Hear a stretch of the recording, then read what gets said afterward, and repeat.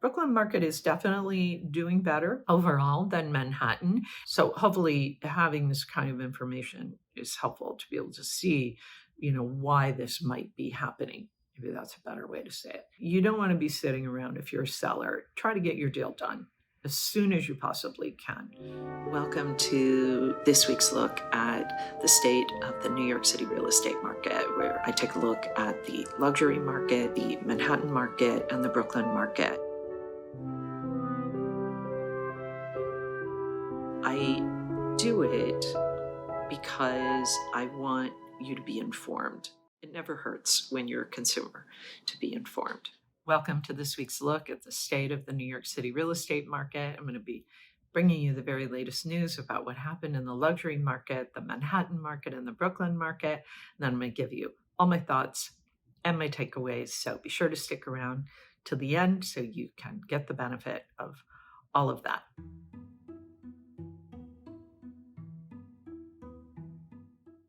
Okay, here's what happened in the luxury market last week. There were 24 contracts signed in Manhattan for properties that were priced at $4 million and above. What was most interesting was that 10 of those contracts were for properties that were priced at $10 million and above.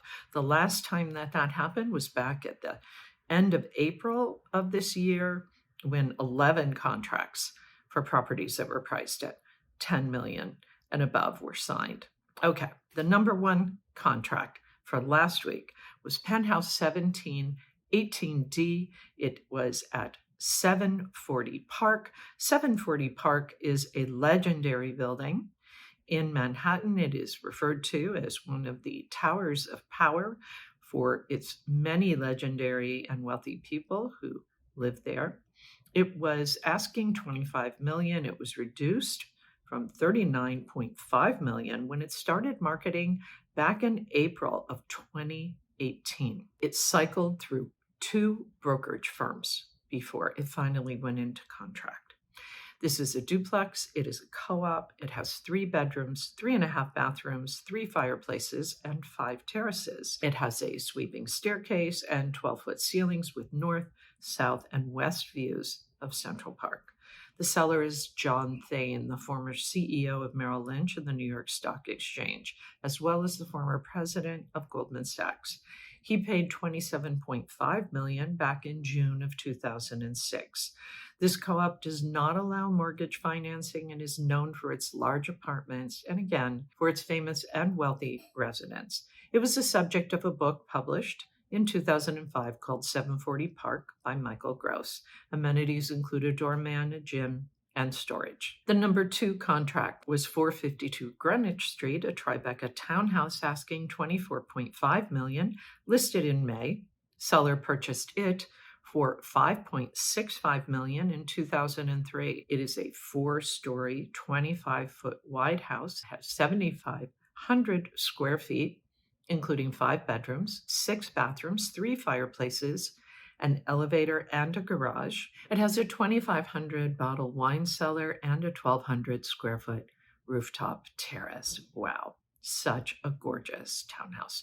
Both of these properties, really stunning, very rare, very different from each other, and very lucky buyers to be getting those. Okay, now we're going to shift over. We're going to take a look at the stats for last week. Total weekly asking price sales volume, 246,959,000. Average asking price, 10,289,958. Median asking price, 8,200,000. Average discount from original ask to last asking price, 12%.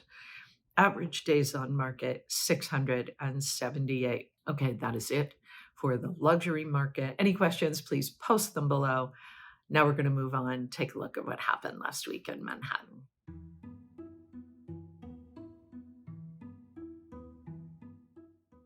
So if we start with the 1-week look, we can see that the supply had a little bump. 276 properties came on the market, up 32%. Contract signed also had a little bump, almost 43%. 221, and the off-market properties also up a little bit, 35%, 208. If we step back and look at that 1-month view, though, we see that the properties, 1,044 dropped by almost 34%. Contract signed also dropped 863, down 22%. Off market 820, up 23, little over 23%. The market pulse would suggest we are in a seller's market, right? We've moved out of neutral territory, but not really. It's more complicated than that. We're going to move to this next chart. I'm going to tell you why. Let's look at this liquidity pace chart. You see the liquidity is also down, 863. That's definitely down. We saw the liquidity a while back over 1,100. That's really where we need it to be to represent, let's say, high liquidity, a more robust market. What we're seeing, though, really is this is more kind of a balanced out market, a little bit more of a neutral market, net neutral. This really is not a seller's market, even though that last chart might suggest that it is. This just means that what we're seeing is that the inventory is falling faster than the demand is falling. If we take a look at the supply, we see that this summer decline has slowed a little bit, but the trend, effectively remains down. And the demand, we saw the pending sales ticking a little bit higher over the last week. We saw that the weekly new listings popped a little bit back into seasonal territory, but overall down. Contracts signed,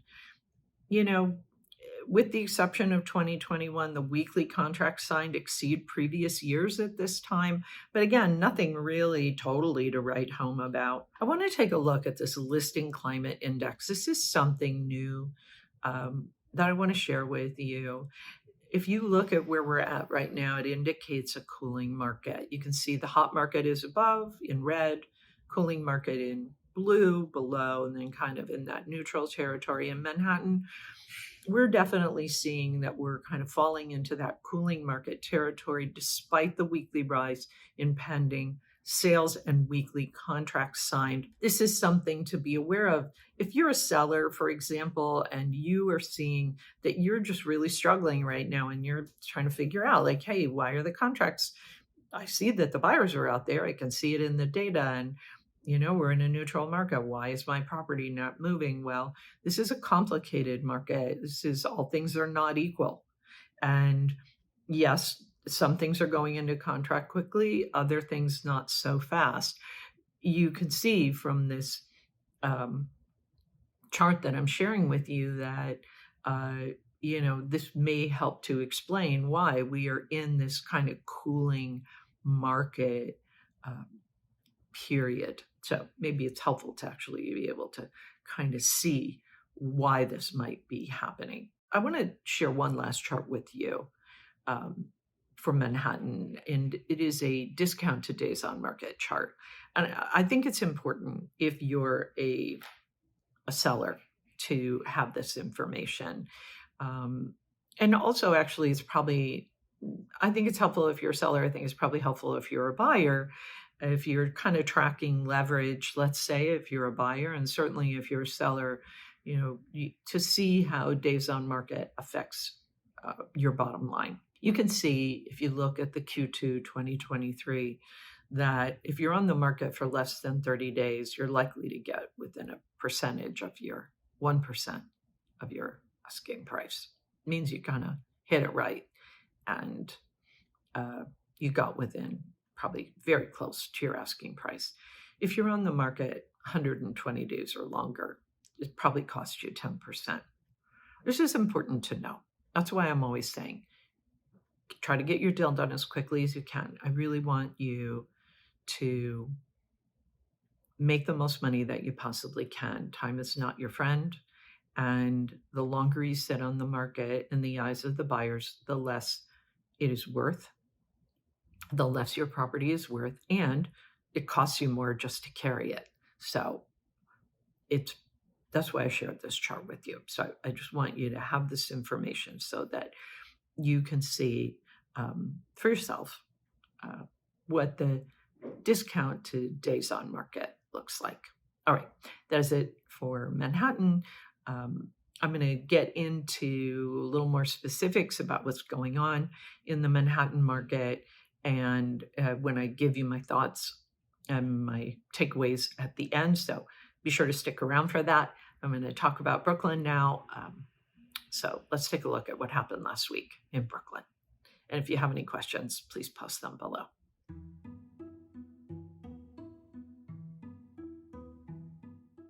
So if we start with the 1 week look in Brooklyn, we can see the supply was up a little bit, 165, a little over 9%. Contracts signed up almost 36%, 145. Off market up almost 11%, 83. That was for the week. If we look at the supply in Brooklyn for the month, 672, that is down almost 31%. Contracts signed 613, down almost 15%. Off market up almost 40%, 347. This market pulse chart has moved out of neutral territory, moved up into what would suggest a seller's market. But if we take a look at the liquidity pace, you'll see that just as with Manhattan, this liquidity pace chart is also declined in terms of contract activity. So we have to be careful to just make assumptions that we're in some kind of seller's market. Brooklyn is definitely faring better than Manhattan. I'm going to get into the specifics of that and as we move through this report, but sellers should not mistake this for some big change and now we're suddenly in a seller's market. So I just want to make sure that I clarify that. If we look at the supply in Brooklyn, the overall decline in the Brooklyn inventory continues, and the demand is continuing. If we continue on this track, it will outpace 2022 shortly. The new listings picked up last week, and it was the second week in a row in Brooklyn, which is good. We needed new inventory. Contract signed is holding steady. It suggests some kind of strengthening in the Brooklyn market. As I said, Brooklyn market is definitely doing better overall than Manhattan. If we look at the listing climate index in Brooklyn, we see that Brooklyn remains in this kind of neutral or temperate zone rather than the cooling off as we're seeing in Manhattan. But we'll have to keep an eye on that because we just don't know how long that's going to last. But overall, we're seeing that Brooklyn is definitely doing better than Manhattan. And so for now, Brooklyn sellers take advantage of this. I want to share this discount to days on market because it's important for Brooklyn sellers and Brooklyn buyers that you see this as well. If you look at this chart, similar kind of situation, although less negotiability, 0% off if you get it right in the first 30 days, and 8% if you are sitting around 120 days or more. That's a little bit, Manhattan, I believe it was 10% if you're sitting around. Again, either way, you don't want to be sitting around if you're a seller. Try to get your deal done as soon as you possibly can. If you get your deal done in the first 30 days, you're likely to make the most money, to squeeze out everything that the market has to offer you. Sometimes it works, sometimes it doesn't. But at the very least, if 30 days goes by, you haven't made your deal, you're not getting the offers you want, it's your price. And you should make an adjustment and or you should work with those buyers that are circling, try to make your deal with them. Someone's making you an offer, try to work with them, see if there's a deal to be made. Okay, that is it for Brooklyn. Now I'm going to talk about my thoughts, give you my takeaways for what's happening in the luxury market, the Manhattan market and the Brooklyn market. We saw that, 24 contracts signed in the luxury market. 10 of those were for properties, our trophy properties, priced at $10 million and above. 15 were condos, 3 were co-ops, 6 were townhouses. Some of those properties were uptown, some of those properties were downtown. It was a real mix. Okay, the Manhattan and the Brooklyn markets essentially both are pretty balanced and neutral, although there are challenges, particularly in Manhattan, and all things are not equal right now.